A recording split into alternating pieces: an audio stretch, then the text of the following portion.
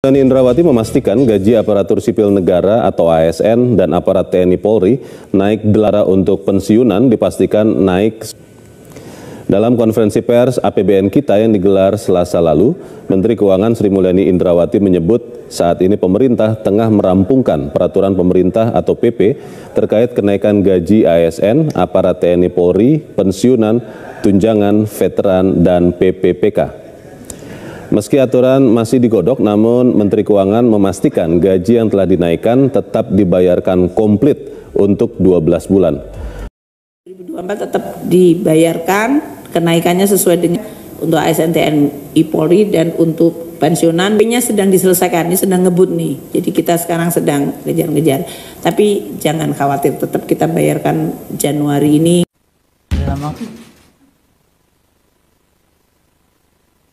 Baik teman-teman media, Bismillahirrahmanirrahim. Assalamualaikum warahmatullahi wabarakatuh. Selamat sore dan salam sejahtera untuk kita semuanya.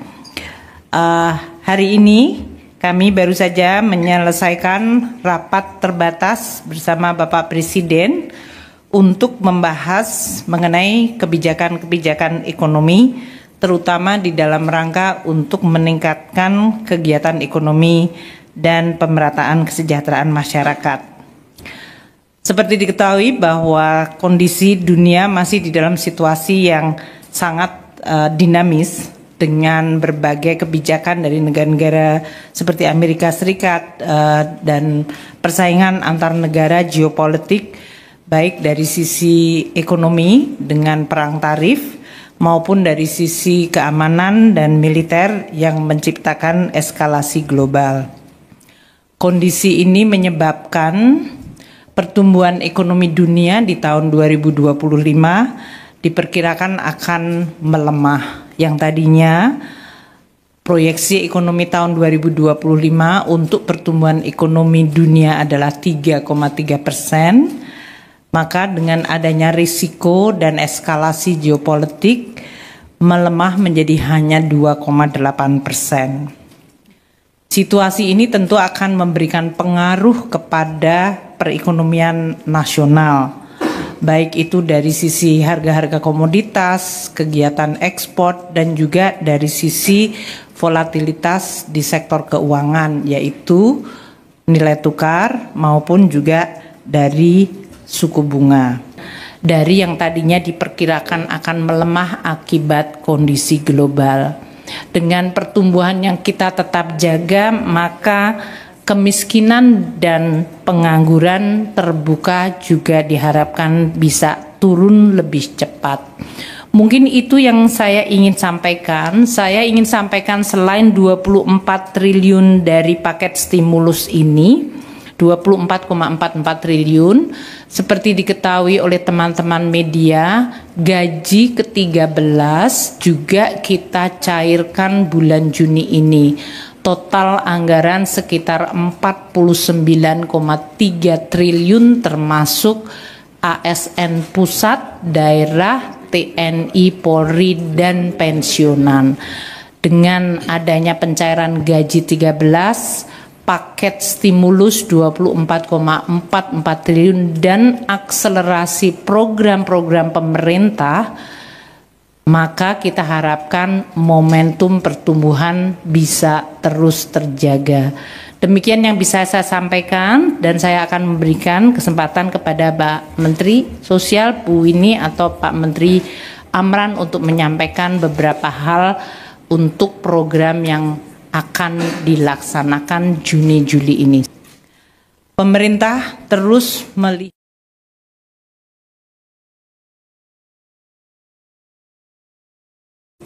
global tersebut. Berbagai langkah yang dilakukan, terutama yang akan menggunakan APBN, tentu juga dilandaskan kepada undang-undang mengenai APBN tahun 2025, yaitu Undang-Undang Nomor 62 tahun 2024, di mana pemerintah dapat melakukan langkah-langkah kebijakan, baik itu dari sisi belanja negara, pendapatan negara, atau dari sisi pembiayaan untuk menghadapi ancaman yang membahayakan perekonomian maupun untuk menjaga stabilitas.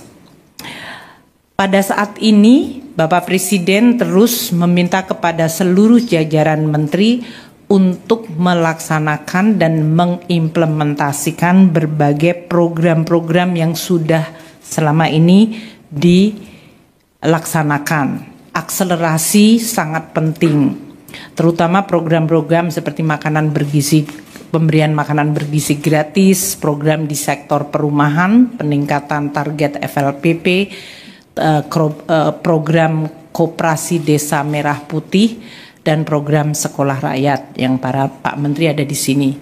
Juga program ketahanan pangan Bapak Menteri Pertanian dalam hal ini dari sisi jumlah dan tingkat panen, harga dari komoditas pangan, dan yang paling penting nilai tukar petani agar terus dijaga. Itu semua program-program yang sudah berjalan saat ini diminta untuk diakselerasi, ditingkatkan baik dari sisi skalanya maupun kecepatannya, sehingga bisa memberikan pengaruh terhadap perekonomian kita, terutama pada masyarakat dalam bentuk penciptaan kesempatan kerja, peningkatan kesejahteraan, dan pertumbuhan ekonomi. Di dalam merespons kemungkinan peningkatan risiko dan perlemahan ekonomi nasional akibat dampak global, maka hari ini Bapak Presiden juga telah memutuskan untuk memberikan sebuah paket stimulus agar pertumbuhan ekonomi dapat dijaga momentumnya dan juga stabilitas perekonomian terus diperkuat. Hari ini telah diputuskan 5 hal yang menjadi paket kebijakan ekonomi dengan target-target dari mereka yang akan mendapatkan manfaat dari paket stimulus tersebut.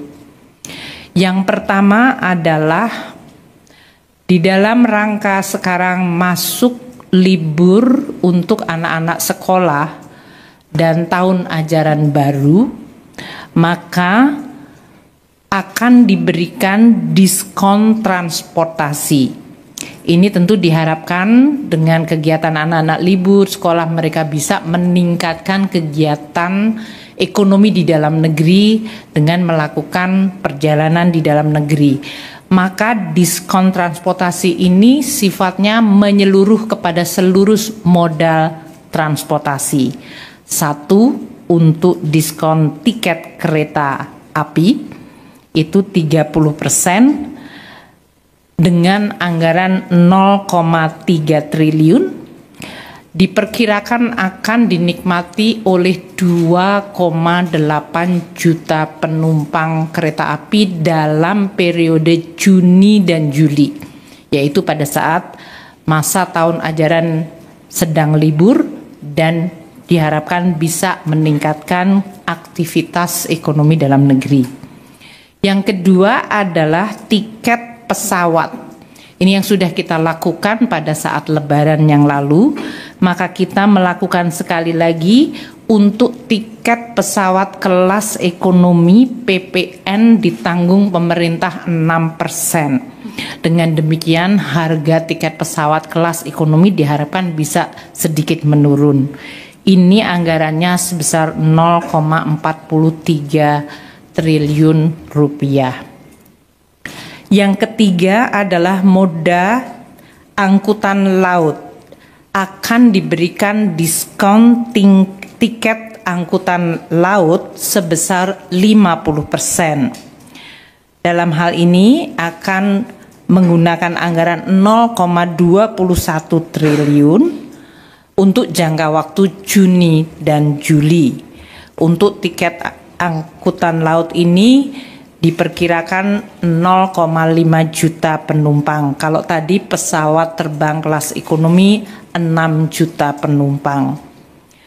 Dan ini semuanya dilakukan di bulan Juni dan Juli dengan keseluruhan total anggaran untuk tiket kereta api, tiket pesawat kelas ekonomi, dan tiket angkutan laut adalah 0,94 triliun rupiah. Kemudian yang kedua, pemerintah juga akan melakukan pemberian diskon tarif tol sebesar 20% dari tarif tol. Dalam hal ini untuk bulan Juni dan Juli diperkirakan jumlah pengguna jalan tol mencapai 110 juta pengendara. Untuk ini akan dilakukan melalui operasi non-APBN karena dalam hal ini untuk Kementerian PU akan melakukan atau sudah memberikan surat edaran kepada Badan Usaha Jalan Tol BUJT mengenai kebijakan diskon tarif tol tersebut. Yang ketiga adalah penebalan bantuan sosial. Pemerintah memerlukan untuk memberikan dukungan kepada kelompok paling rentan dan miskin. Nanti Pak Mensos dan Ibu Winnie dari BPS bisa menjelaskan mengenai targetnya. Saat ini untuk penebalan bantuan sosial akan diberikan tambahan dana 200.000 per bulan untuk 2 bulan kepada penerima sasaran kelompok penerima manfaat untuk program kartu sembako sebesar 18,3 juta kelompok penerima manfaat. Target grupnya nanti akan disampaikan oleh Pak Menteri Sosial dan Ibu Winnie. Selain diberikan 200.000 per bulan untuk 2 bulan yang akan dibayarkan pada bulan Juni ini, mereka juga akan mendapatkan 10 kg beras, bantuan beras gratis untuk 2 bulan. Jadi akan dapat 20 kg beras. Dalam hal ini, total anggaran yang disediakan untuk pemberian tambahan kartu sembako dan bantuan pangan adalah sebesar 11,93 triliun rupiah.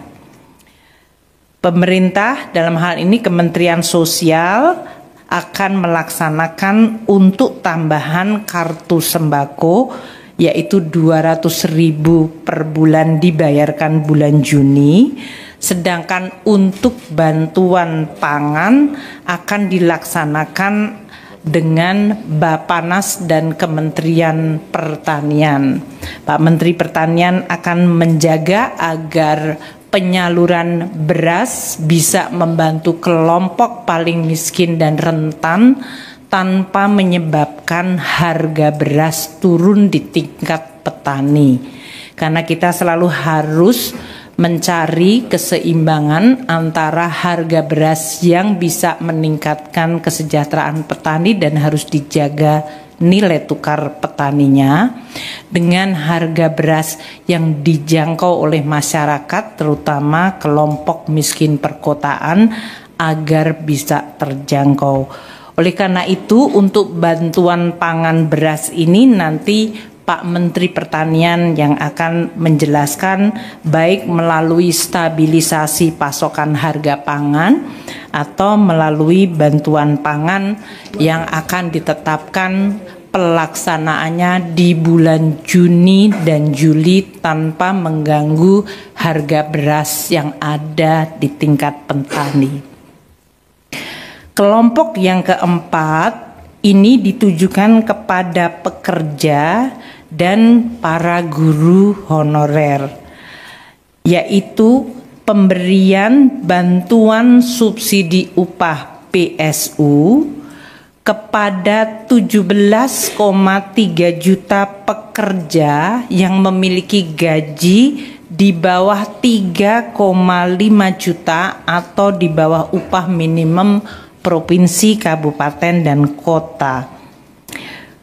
Untuk ini, para pekerja yang terdaftar di BPJS Tenaga Kerja dan nanti Kemenaker yang akan mengimplementasikan program tersebut, yaitu bantuan subsidi upah sebesar Rp300.000 per bulan diberikan untuk bulan Juni dan Juli, jadi 2 bulan 600.000. Penyaluran juga akan diupayakan pada bulan Juni ini.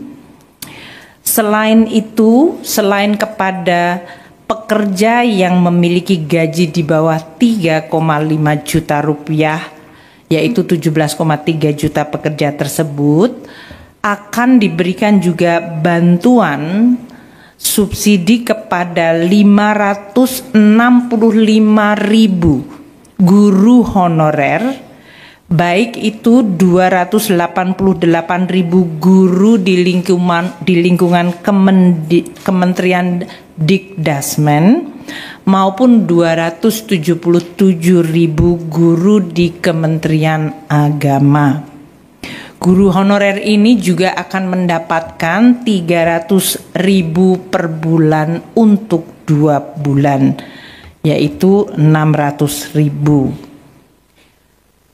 Selain untuk pekerja dan guru honorer, di dalam paket kebijakan yang keempat ini juga akan diberikan perpanjangan diskon 50% untuk 2,7 juta pekerja di lingkungan 6 industri padat karya.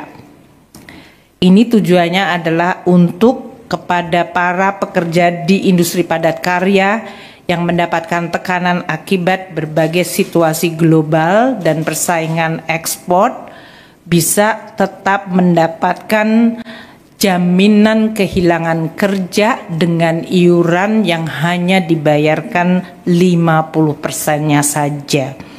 Ini tentu anggarannya berasal dari non-APBN. Sementara untuk subsidi upah dan untuk guru honorer akan disediakan anggaran dari APBN sebesar 10,72 triliun rupiah. Itu adalah kelompok stimulus paket yang keempat.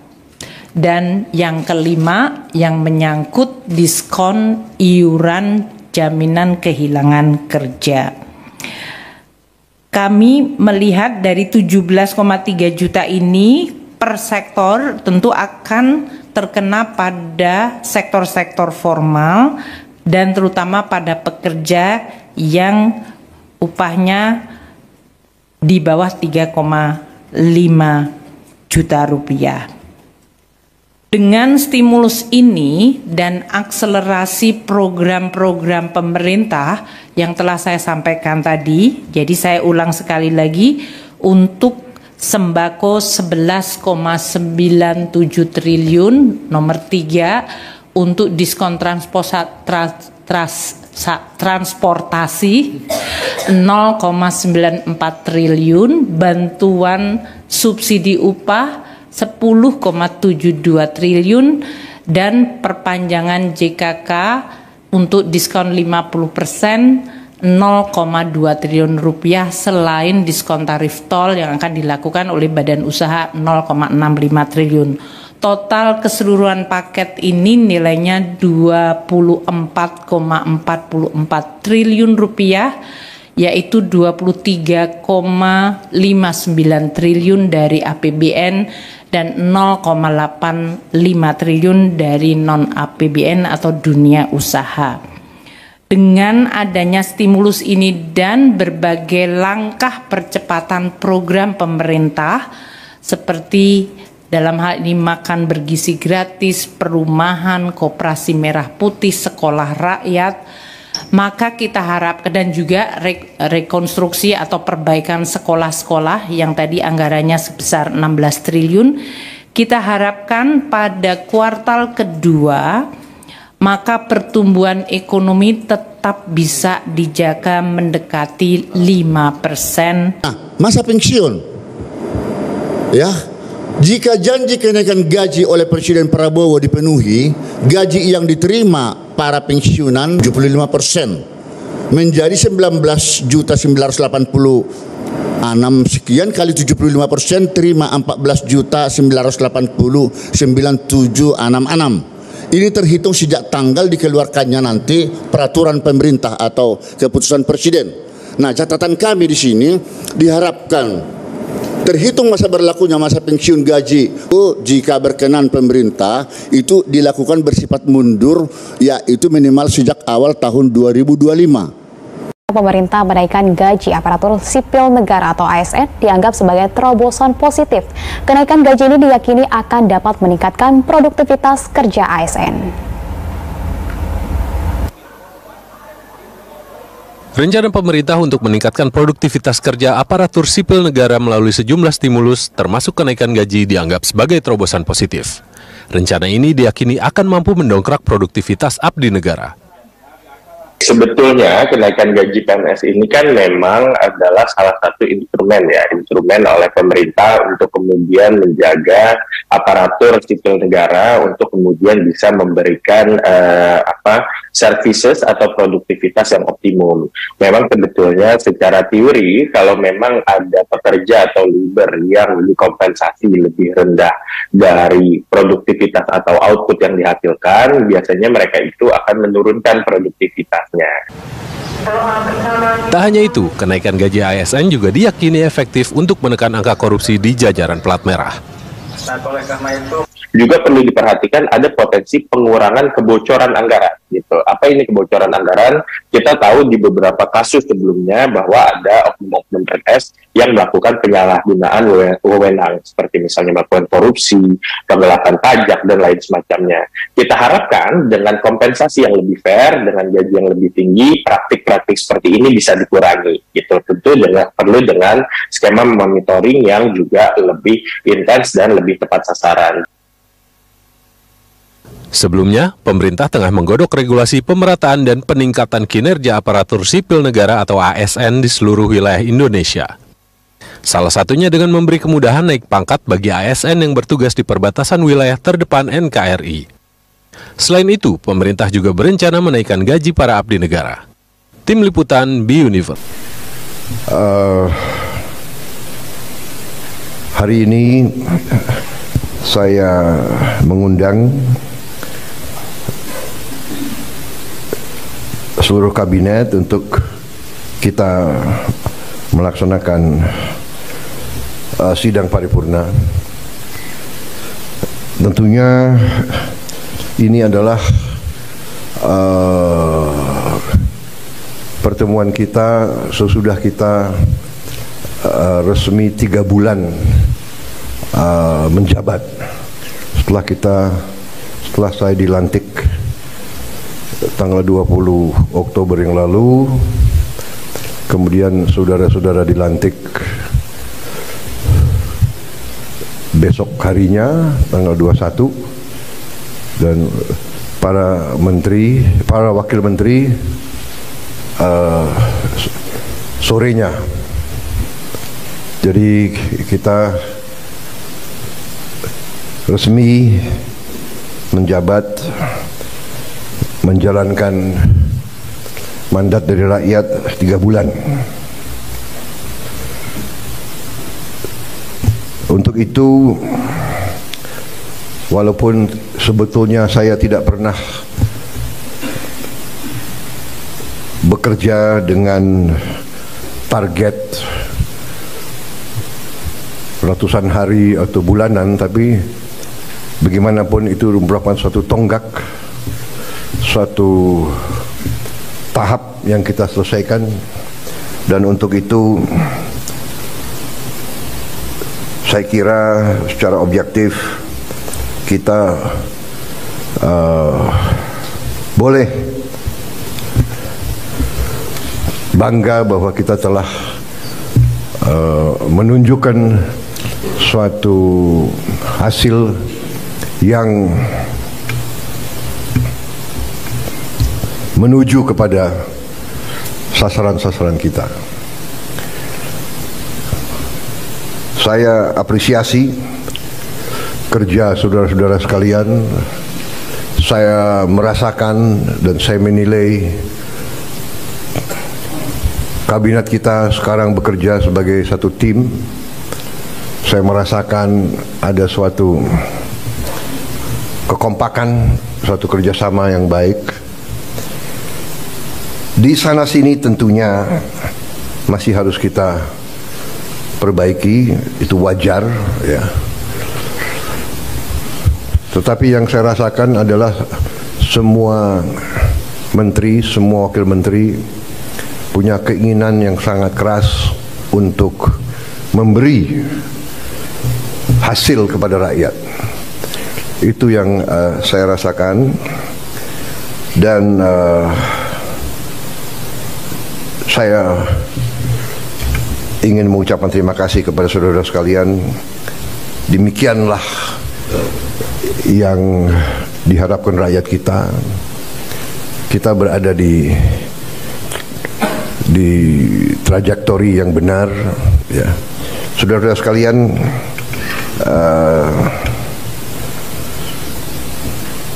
saya tadi pagi kebetulan berjumpa dengan Profesor Emil Salim, seorang senior, usianya 94 tahun, berkali-kali jadi menteri. Ya, beliau menyampaikan pesan-pesan, menyampaikan harapan-harapan, dan menyampaikan apa-apa yang beliau jadikan pegangan beliau. Inti yang saya kira saya tangkap dari beliau ingatkan bahwa seorang menteri adalah seorang pejabat negara. Berarti orientasi pengabdiannya adalah negara. Kita dari sistem politik kita adalah politik konstitusional, di mana politik kita dijalankan melalui partai politik. Kedaulatan rakyat dilaksanakan melalui partai politik, melalui perwakilan. Dan itu benar bahwa sistem konstitusi kita bisa dikatakan adalah sistem campuran. Presidennya dipilih langsung dari rakyat, presidennya memiliki wewenang-wewenang presidensial, tetapi parlemen, DPR memiliki wewenang pengawasan, wewenang anggaran yang sangat besar. Dengan demikian kita telah menjalankan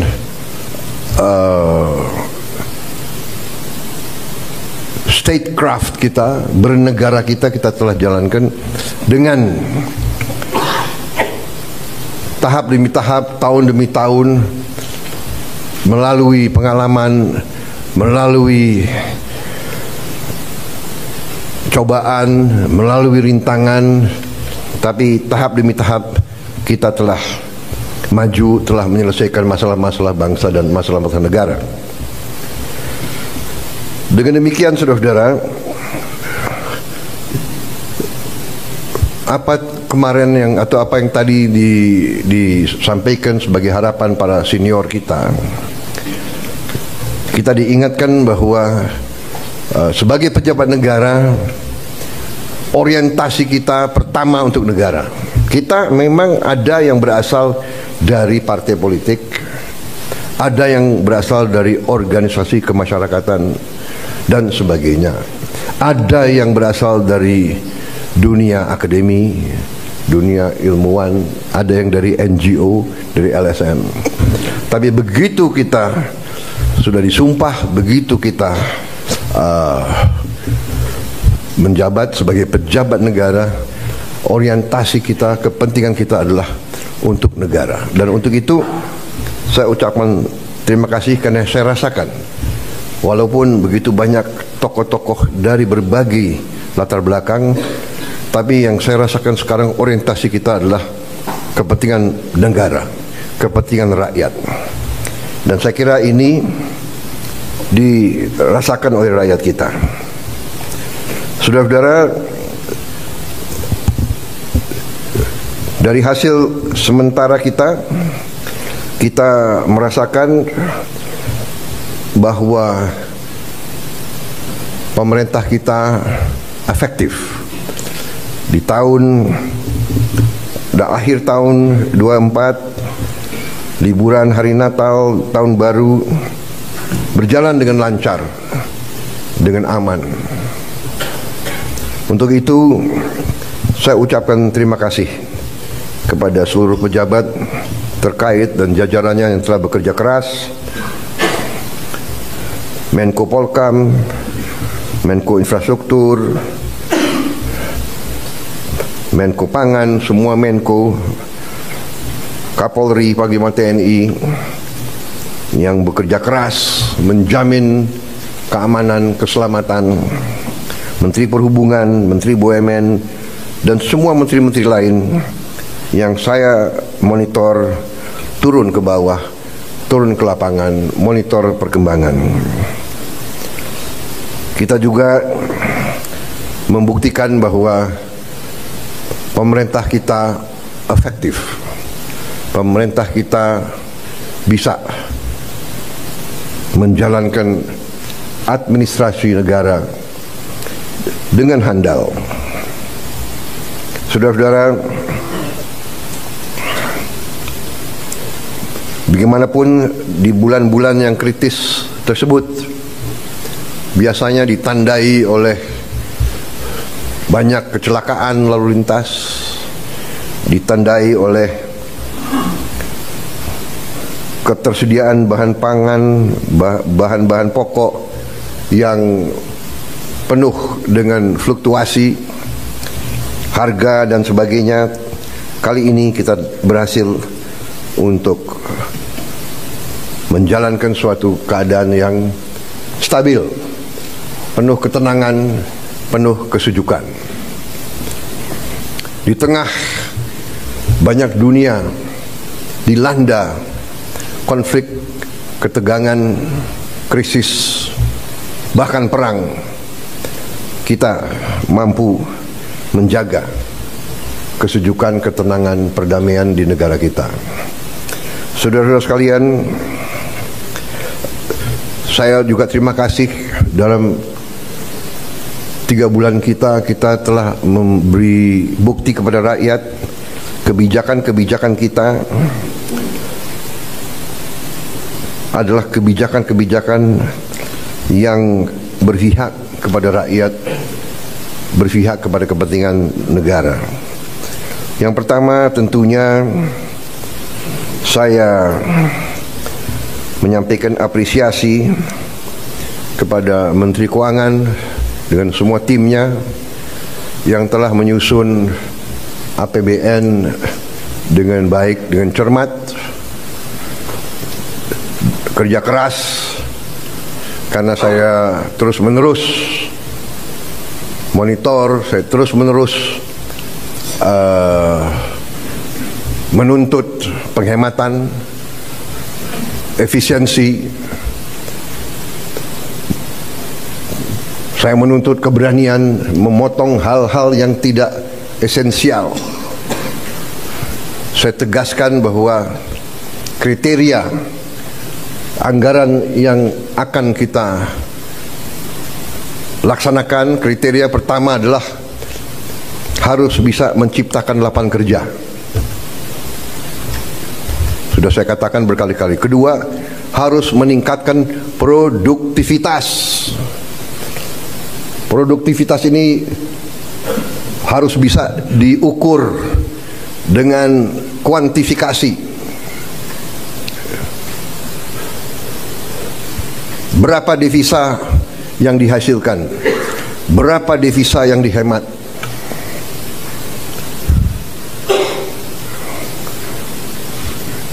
Kemudian kriteria selanjutnya adalah harus mengarah kepada swasembada pangan dan swasembada energi. Kita harus mampu memberi makan kepada seluruh rakyat Indonesia, tidak lagi import. Dan saya terima kasih kepada jajaran menteri-menteri yang telah melaporkan kepada saya tahun 2025 lagi, tahun 2025 ini kita tidak akan import beras lagi, tidak akan import jagung lagi, tidak akan import garam lagi.